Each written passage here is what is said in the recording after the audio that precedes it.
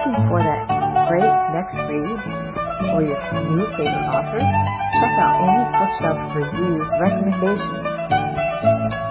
You won't be disappointed.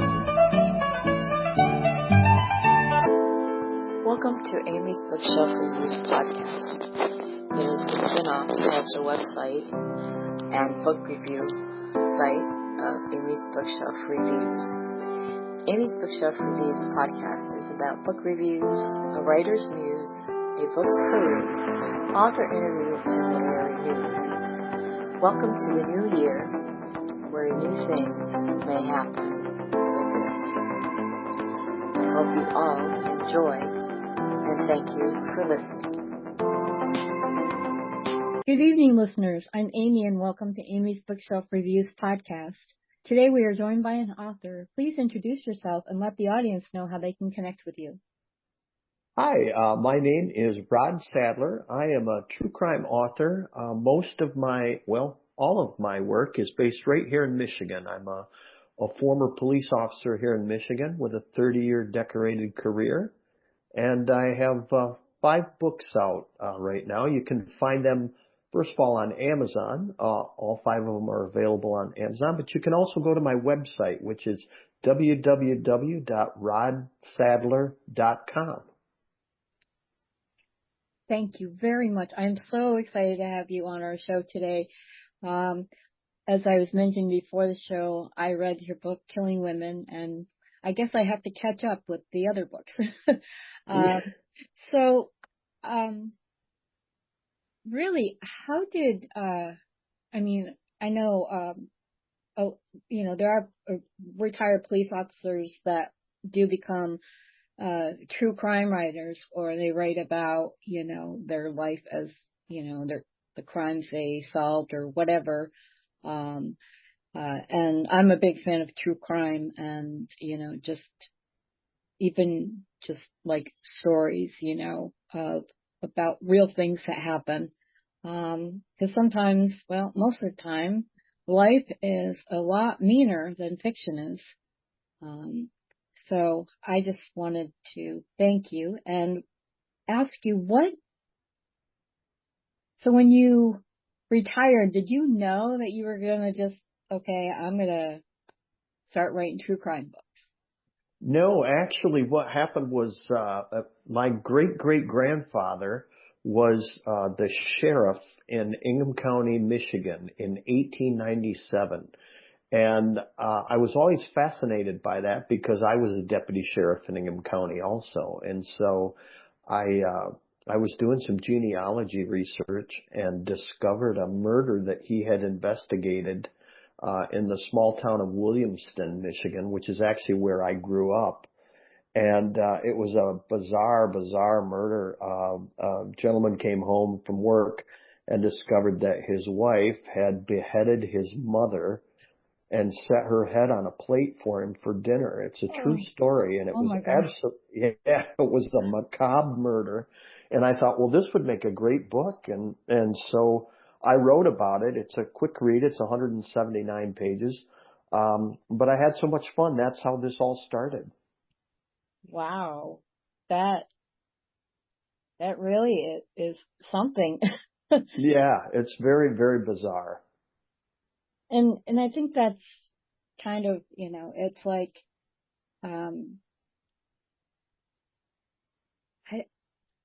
what would make someone do that? And I think that is the thing that always interests me about is, unfortunately we can, and some of us know more than others how basically depraved a person could be. They could be a psychopath, a sociopath. But not all psychopaths or sociopaths go out and start murdering people and cut people's heads off. Well, that's true. You're absolutely right. And I think the fascination with true crime, as far as why people enjoy it so much, is the fact that there is a curiosity there, a morbid curiosity about what makes a person tick, what makes a person do what they do. And I think another thing is especially for the female viewers or listeners that enjoy true crime.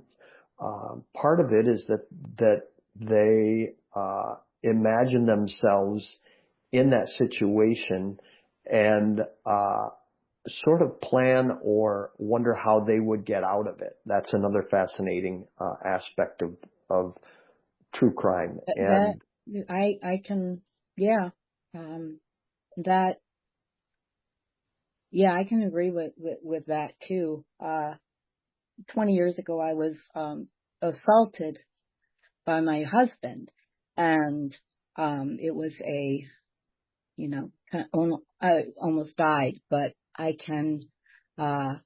relived that. But then when I read true crime, I'm like, how would I get out of that? I mean, I know how I got out of the one situation, but unfortunately, there are fates worse than death. Exactly. And something my mother would say, but it really rings true with, do if you living with something, and or what you leave behind if say you can't get out of something. So I can just imagine, and and it's like not all serial killers or not all sadists are going to be killers. Right. But they're not going to be necessarily that, something happens in this neighborhood and says, oh yeah, he always was quiet and kept to himself. Not every killer is going to be that particular one. He could be waving to you every morning. When he goes out to his job or off to kill whoever, and people don't think about that. He could be living right next door to you or in your house. Yeah, and you wonder what triggers them. What not necessarily what makes them think the way they do, but what triggered them to begin that. Was it one event? Was it a lifestyle? Was it the way they were raised?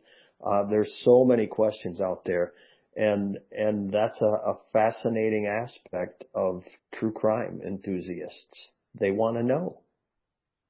Yeah, I mean, I totally agree with that. I want to know why that person did it.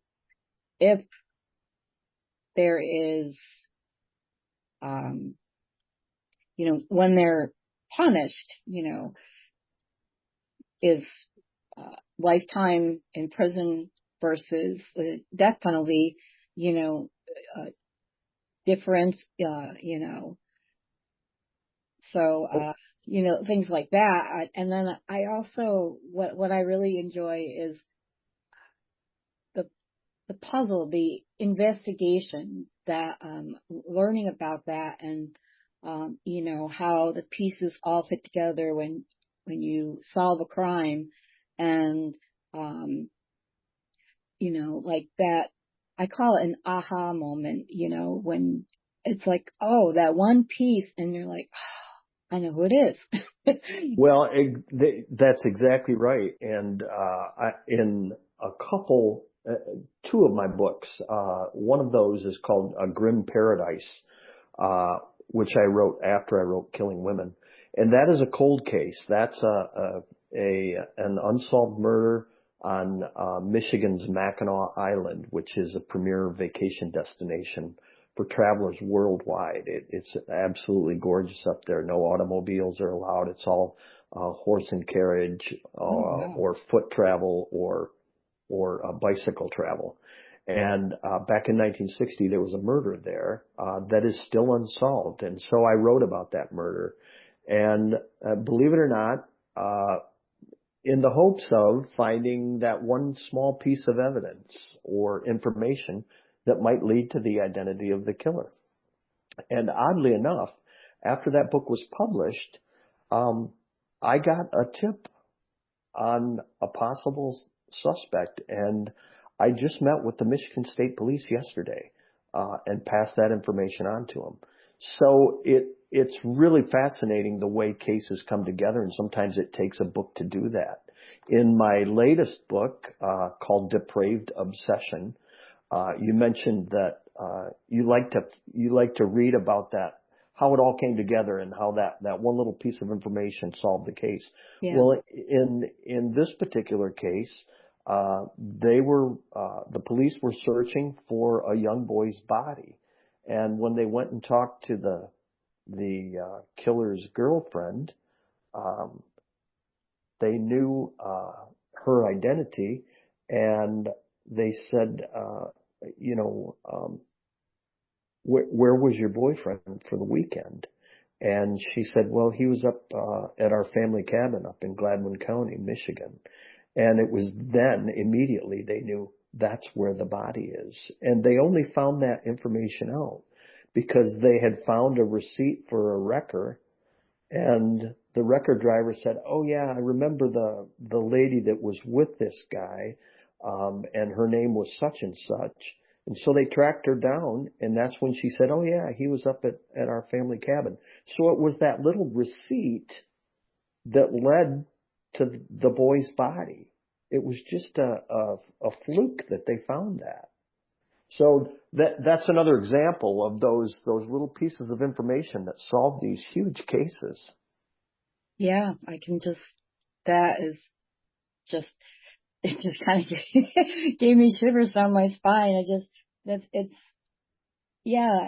so, people just think that, oh yeah, you're the cops, you're supposed to solve this, but a lot of, like, and I've read that, sometimes it's the smallest thing, or somebody remembers something and they don't think it matters, but they'll bring it up. And exactly. Or they don't think it matters, and at the time they don't say anything because they thought, oh yeah, it doesn't mean anything. But then later they think about it and say, oh, wait a minute, maybe that does mean something. Mm-hmm. Yeah. Yeah. So the latest book is about a gentleman. I use that term loosely. A man who back in 1984, 1985 killed two young boys, and he had an obsession with young boys. And really, the book does not. I would say it doesn't focus so much on the murder of the two young boys. It focuses really on the investigation into capturing this guy and how they identified him. And it also focuses on how the two boys' families turned their tragedy into something positive. And that's really the crux of the entire book. And it's really, I think it's my best work yet. I really do. It's a fascinating story.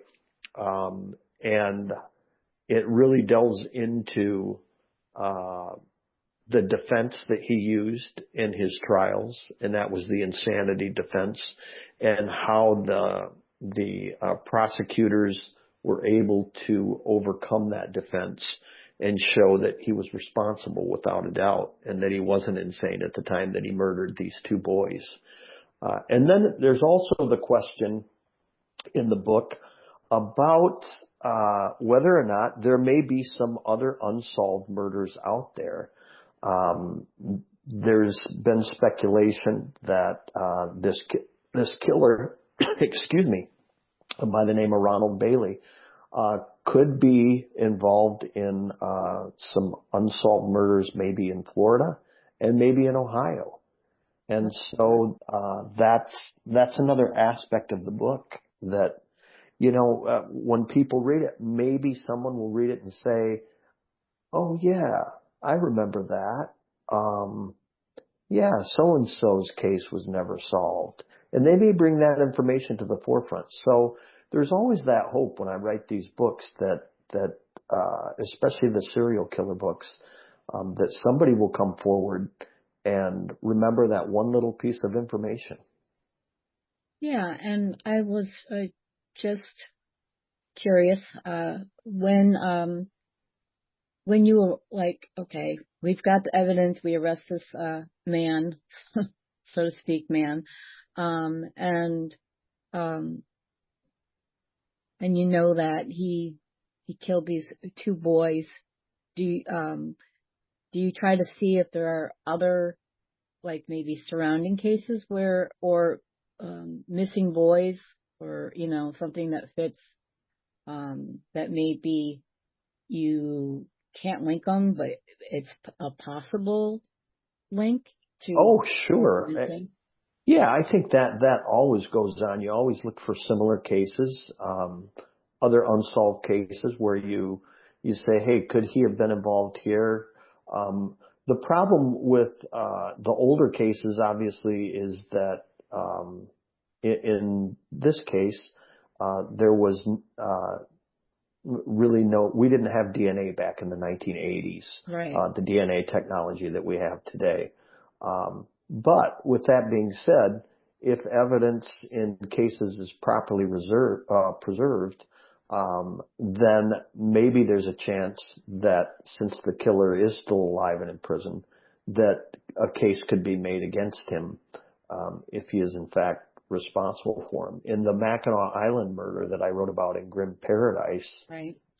Sadly, what we found so far is that the evidence, because the case is 65 years old, is either been misplaced or destroyed. Yeah. And if it's been destroyed, that case will never be solved.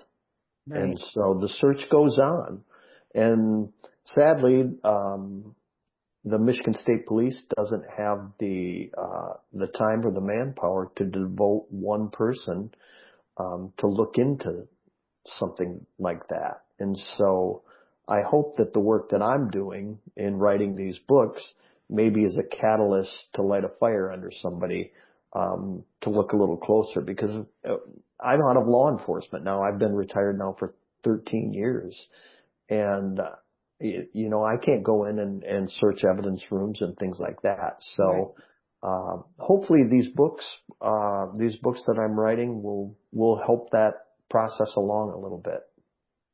Oh, yeah. I hope so too. At least, so that people that are missing loved ones, or they don't know who killed, one of their loved ones, I don't think it's, at least get some answers. I mean, personally, I would rather know than not know, and, and always wonder.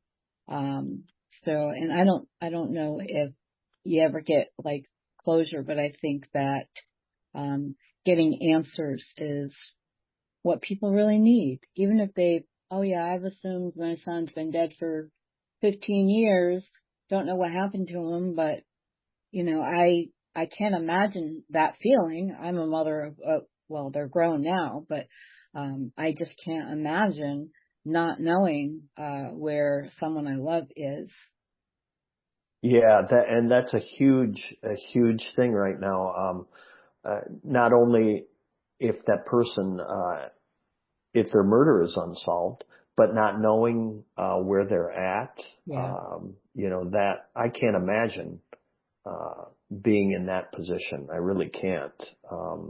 We all love our kids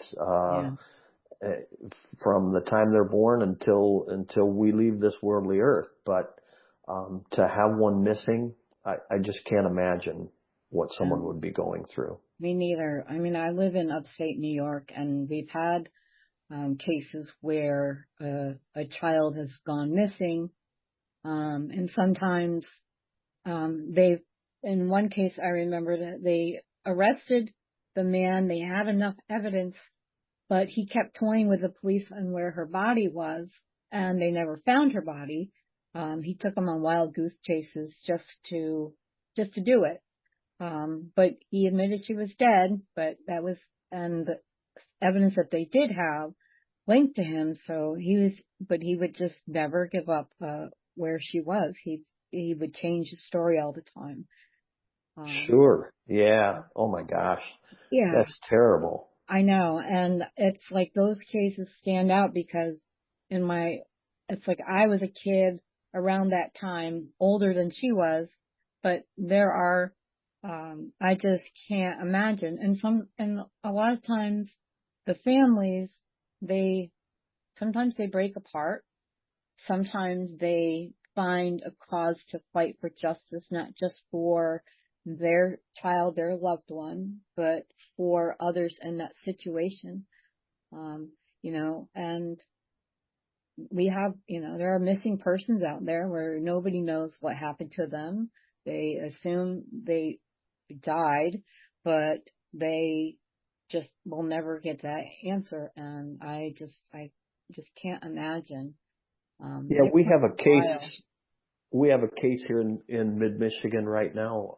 The case is 35 years old, and it is a missing person case. She was declared dead several years after her disappearance, but to this day, the police still don't know. Yeah. And I think that's the thing. There's so many different ways to hide somebody. And Uh, some people are, an organization to help find missing people. yeah, yeah. And I think that, that would be nice if people could actually find their loved ones, at least to know where they are and bring them home. And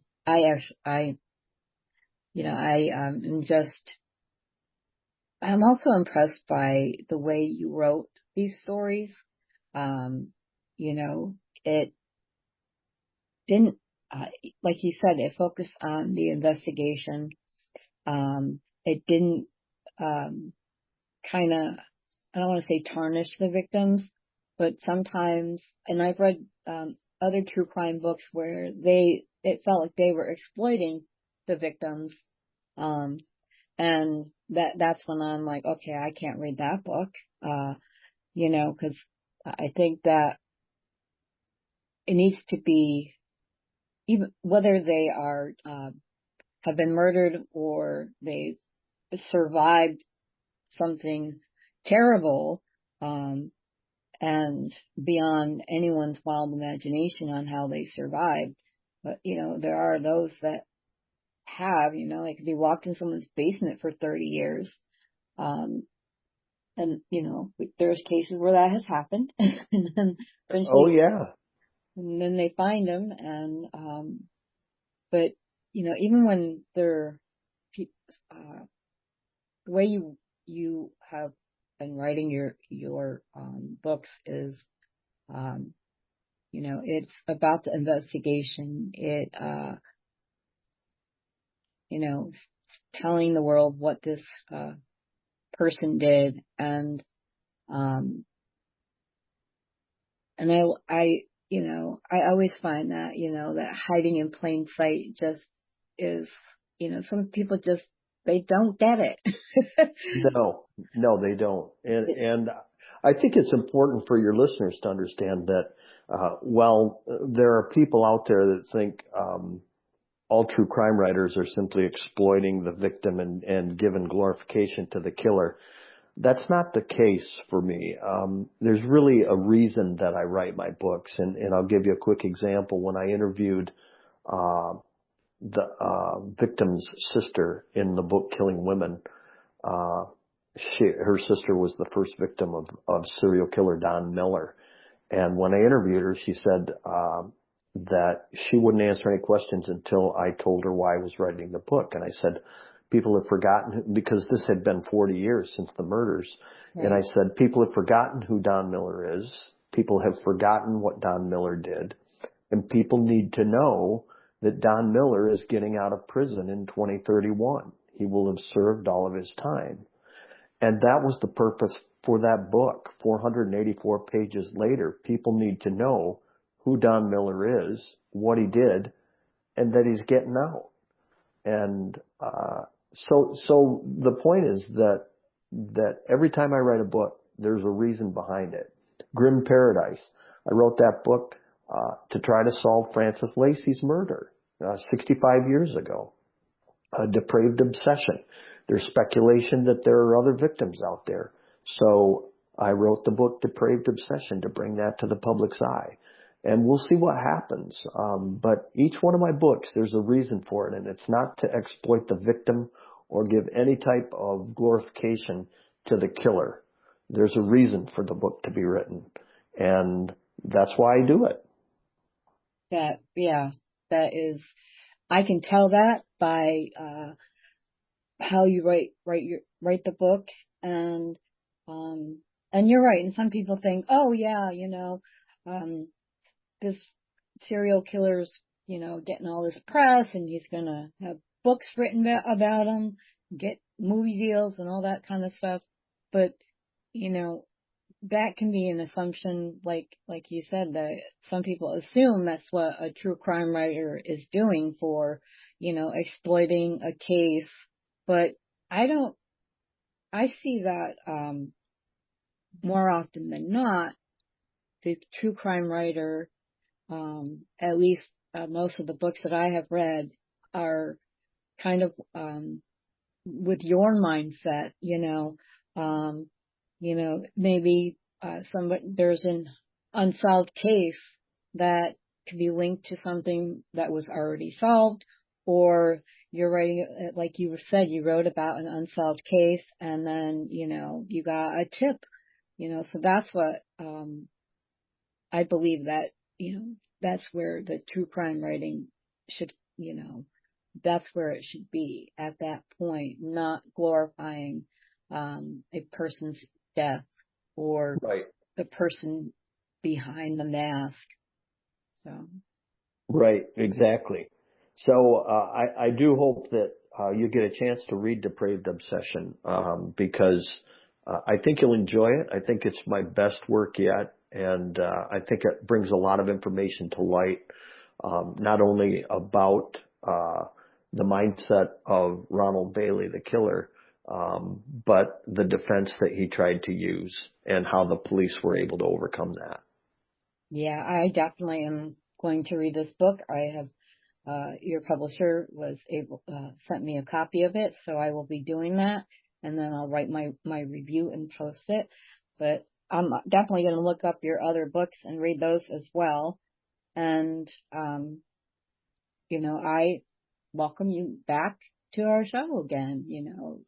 You could maybe someday, just somebody listening might, know something. And I think that's important as well. Well, real quick, that's what happened with Grim Paradise. A guy in North Carolina had heard a podcast about it, and he put two and two together, and he gave me a call, and we discussed the information that he had, and we'll see where that goes. But it's people like you that put the information out there to the public for me, and that's how crimes are solved sometimes. So thank you. You're welcome. And like I said, I would love to have you back on the show. And, also, if that tip leads to something, if you could let me know, I really would appreciate it. I'd love to know. Oh, I absolutely will. Great. So if you wish for you or your book to be on the show, go to amysbookshelfreviews.com/podcast. Thank you for listening. Be safe, be well, and always be kind. Thank you for listening to Amy's Bookshelf Reviews. If you are looking to be on the podcast or looking for a book review, you can go to amysbookshelfreviews.com and look for the appropriate navigational menu. Again, thank you all for listening and being a supporter of this podcast and of the Amy's Bookshelf Reviews, professional reviewers of books and audiobooks. Thank you all. Be safe and be well.